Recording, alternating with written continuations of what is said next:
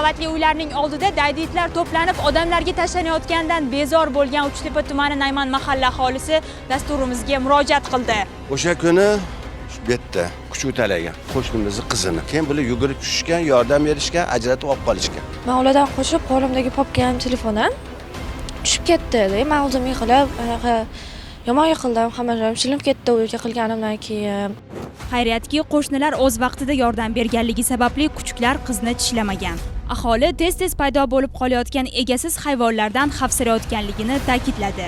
Bir-ikki marta o'zimizga tashlandi hamda, buvimiz orqalarida bir 9 ta, 10 tasi yotib oladi-da. Ertalab endi vobshe ko'p yuradi-da. Men o'zim даже qo'rqqanimdan bolalarimni mashinada olib borib maktabga tashlab kelaman. Kunduz kuni uyum bo'lib yuradi. O'zimiz yurishga ham qo'rqyapmiz. Gohida mashinani o'rab olib, isholmay qolgan kunlarimiz ham bo'ldi.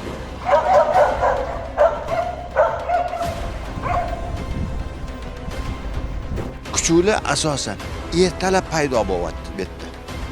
Ertalab qonni och bo'ladi. На детей кидаются, на взрослых, на всех кидаются.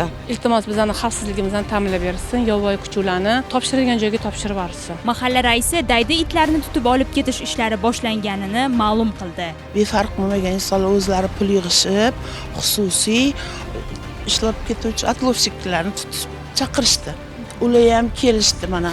O'tgan kuni ham kelishdi. Kecha soat 9 dan 2 gacha yurishdi. Ushlashdi. Mana bugun kelishdi. Bugun ham 11 ta it, 5 ta kichik bolasini olib chiqib ketishdi. Agar yana mana shunaqa bizning 22-mavze hududida shu Nayman mahallamizda daydi itlar paydo bo'lib qoladigan bo'lsa, biz darrov o'sha it tutuvchilarni chaqirib, mana xatli ham berib qo'yganmiz. Chorasini ko'radi, tutib olib ketishadi. Agar sizning hududingizda ham daydi kuchuklar bo'lsa, ularni xavfsiz maxsus joyga olib ketishlari uchun quyidagi raqamlarga murojaat qiling.